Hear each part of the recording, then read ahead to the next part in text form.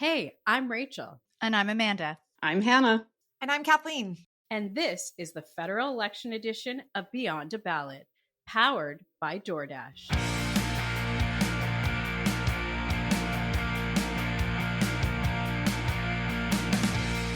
So we are officially up and running, not just for this snap election, but this Beyond a Ballot special election coverage. So excited. It is March 23rd, or as election nerds say, E-37. Translation, we're 37 days out from Canadians heading to the polls on April 28th. I'm Hannah Thibodeau, Executive Communications Officer at Global Public Affairs. But at this podcast, I'm trading in the boardrooms for the microphone, and I will be your host. So wait, what? Where's Amanda? Where's Rachel? Not to worry, they're here this time giving their sharp, strategic, political voices to the conversations alongside the always insightful Kathleen Monk. This is so exciting. Thank you for asking me to do this. Oh my gosh, we couldn't have had a better person take over our baby, our podcast, for the next 37 days. We are so thrilled to have both you and Kathleen with us. We have been so lucky because we've shared a lot of panels together through the years, but this is the first daily it's the first daily podcast I've ever done. So when we were talking about like who are the best voices in Canadian politics, it was an easy pick for us. And we're really happy that you're joining us. Well, I'm thrilled to be here. And guess what? It is Kathleen Monk's birthday today, too. What a birthday gift. An election call and a daily podcast start off. What a great birthday. That sounds awesome. Welcome all. I want to go around and get right to this because we're trying to get through this to help people understand on a daily basis what they can expect, what they've been seeing.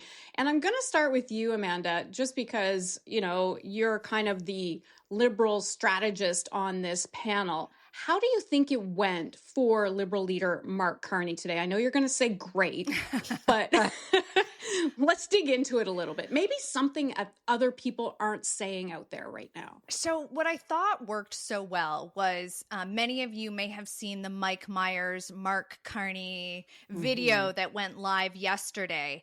And it was this elbows up video. It was like very Canadiana. If you haven't seen it, take a look for it. I thought that was the perfect intro into an election day campaign, because I think it's exactly how he wants to set up this election, that he is going to fight for Canada, that it's going to be a positive campaign, that it's going to be about our position vis-a-vis US and Trump.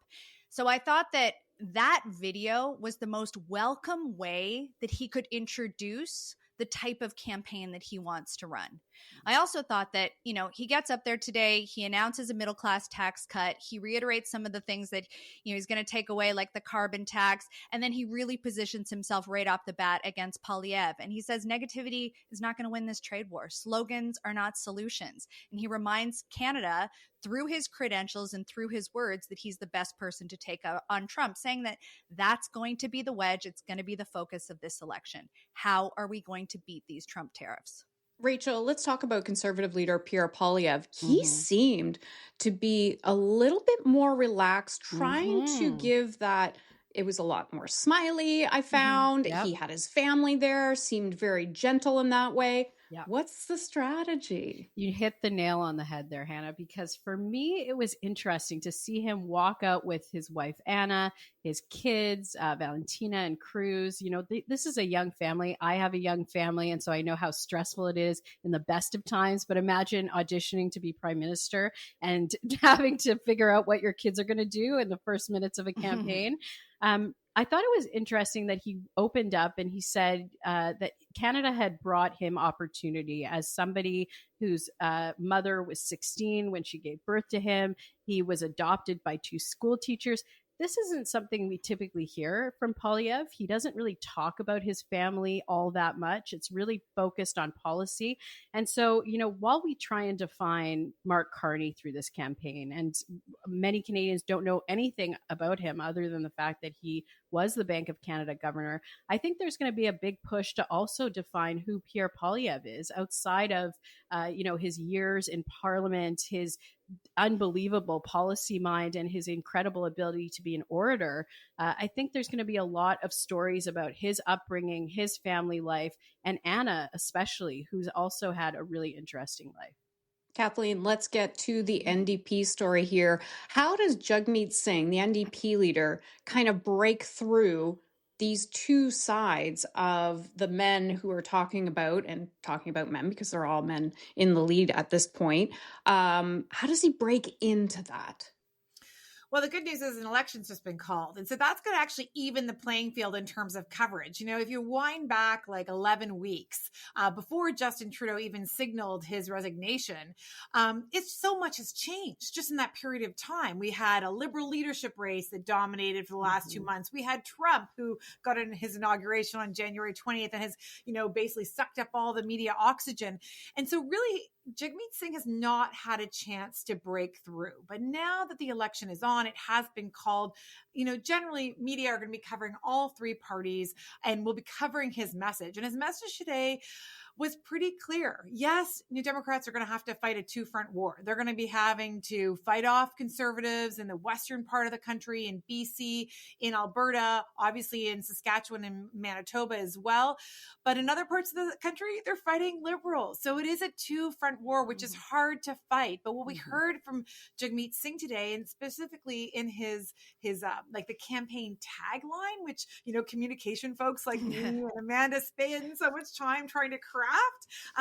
The line for the New Democrats is "in it for you," or in French, and my French is bad, so excuse me, but it's au cours du coeur en ventre, which means almost like brave. It's like stomach, heart in the stomach.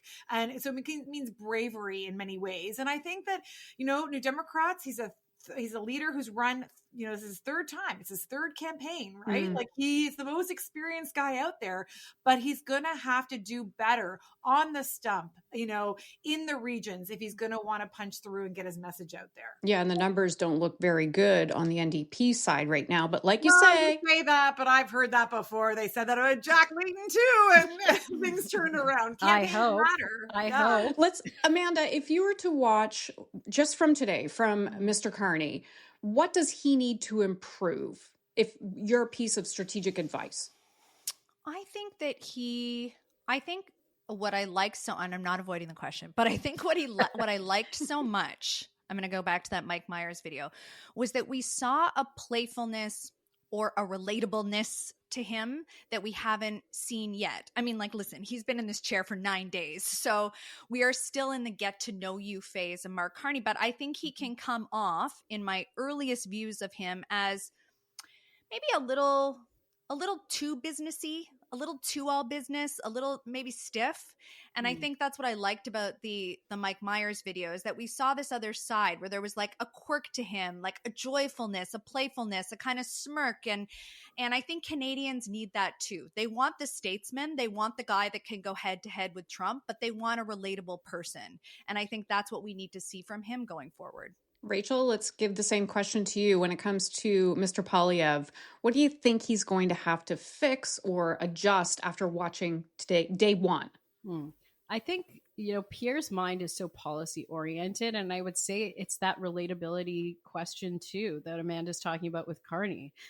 He's somebody that has years and years of tape in the House of him being the parliamentary secretary to the prime minister, and really being seen as the guy that you can rely on to get the message across. So he dealt with a lot of really complicated policy issues under the Harper government, and was really the orator almost on behalf of that government. And so now trying to shift to his dialogue as leader and sell that to Canadians, I think we're going to hear him, of course, go back to a lot of those very difficult policies: immigration, housing, public safety. But at the same time, we need Canadians to also see him as the guy that they want to take on Donald Trump. And I think this morning in his press conference, when asked about that, I think he was much softer on, his ability to actually lead the Conservatives and also deal with Donald Trump, but for Canada, as opposed to just all the message to Donald Trump that we're coming after you.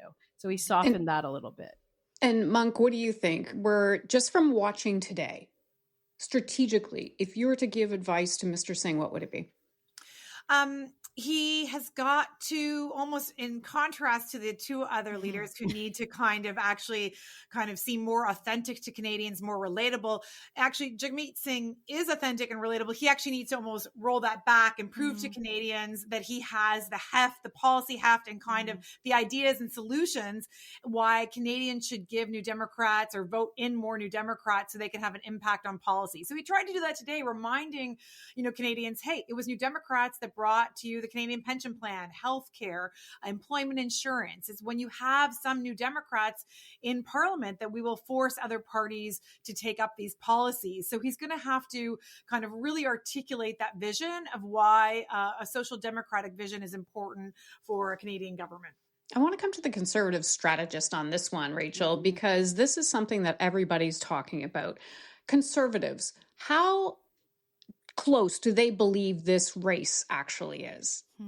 I think that we're very, what did we say on the pod last week, Amanda?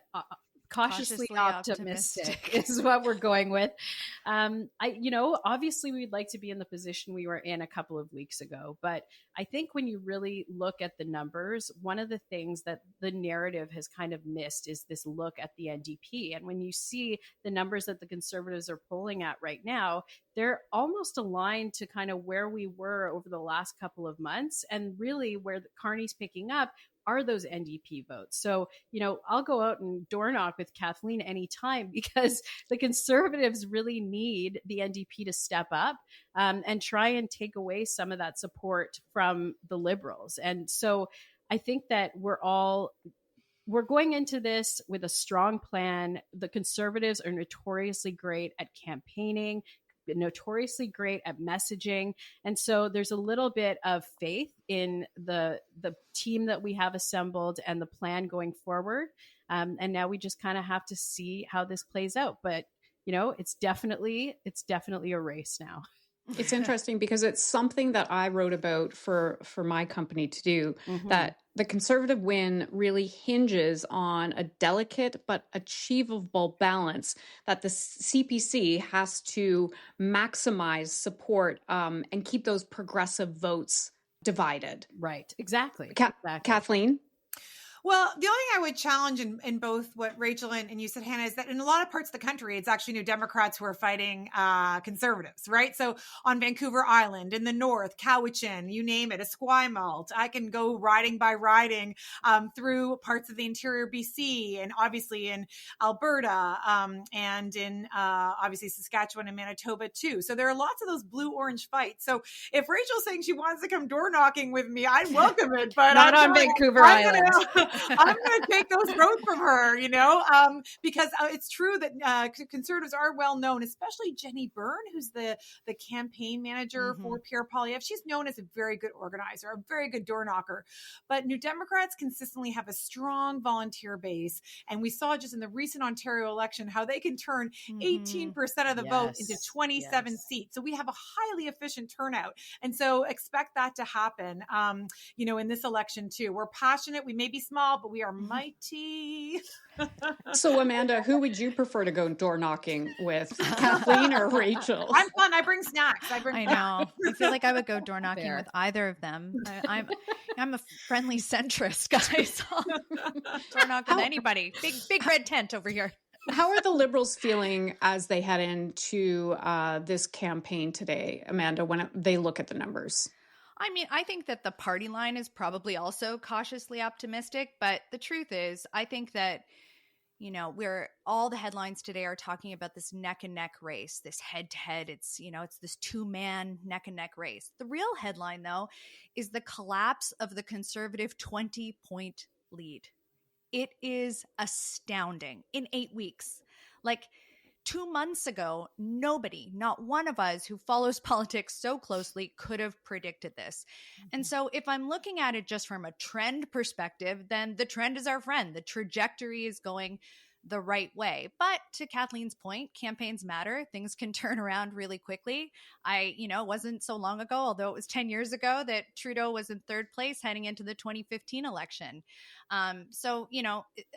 I realize that it's also a really volatile electorate right now, and that the conditions that people are facing and what we're consuming on the daily is changing minds rapidly, way faster than I think any of us could have anticipated. So yeah, I'm feeling cautiously optimistic, and I like the trends, but we're literally in day one. Literally day one. Day one. And we are in day one here on the podcast. It zips right by. So I'm going to end with something like this. And I'm going to start with you, Kathleen, first. You need to pick out one positive thing today that Mr. Poilievre did. Well, listen, I really actually at his opening, his speech launch today, he had his children there, as Rachel mentioned. So it was a nice call out. And even I think it was Cruz had his little penguin stuffy, and that was great. And I'll give you actually a twofer as well, too. Wow. I'll give you a Carney call out, too. So both other parties. Mr. Carney actually was asked today, he went to church this morning, and he was asked, because of his Catholic values, would he still defend a woman's right? He vociferously defended a woman's right to choose, but he also said the reason that his religious kind of what his religiosity kind of informs is his sense of public service and his dedication to Canadians writ large. And I actually, that really resonated with me, like that you come to your spirituality out of service and service to others. And I thought that was a really interesting point. So I give kudos to both the two leaders that I don't support today, because they did some really interesting things. Okay. Now, Rachel, and I haven't told them who they have to say something nice about today. Rachel, you are going to have to say something positive about NDP leader Jagmeet Singh and his performance today. Oh, that's good. Okay. Jagmeet. I'm all for saying nice things about Jagmeet Singh. I thought he did a good job of coming out and trying to really frame the dental plan, all of those policies that they had through what was that merger? I'm trying not to be partisan by saying merger. CATSUS with the Liberals. I thought he did a good job of coming out and really trying to say to Canadians what it is that the NDP has done, make the case as to what they've done. This is really hard, but I also thought that I liked his slogan, "In it for you." It had little hints of Marit Stiles in the Ontario election. Yeah. And so I thought, that played well in Ontario. So maybe this will really help him across the country. Go Jagmeet Singh. Yay. Okay. Wow. Do I get to talk about Carney? No, you already have. You get to talk about Mr. Poilievre. Oh, good. I feel like Kathleen stole my thunder on that one, because it was so many great quaint. Things. It was quaint. It was lovely to see him with his family. What I will say about Poilievre is that, or the Conservatives in general, is that they are excellent strategists and excellent communicators. And I don't believe for 1 second that this, despite the fact that it feels like they've been spiraling for a couple of weeks, that will not be the case. They have dominated the agenda and the narrative for a long time, and I fully expect them to come with a campaign that people will really care about. I mean, we're still waiting, but I do anticipate that we'll get there. I love how you all had to flip your brains around at the last second really like did. That. It was awesome. So tricky. That was beautiful. We are absolutely out of time. I can't believe how fast this went by. Stay tuned as the four of us dive into the unexpected twists and dramatic turns of an election campaign, unlike any we have seen in decades. Thank you all. Thank you for listening. New episodes come out daily, and you can find Beyond a Ballot on Instagram and wherever you find your podcasts. A huge thank you to our title sponsor, DoorDash, and sponsors Equal Voice, Page, and Canada Powered by Women for making this election special possible. Speak to you tomorrow.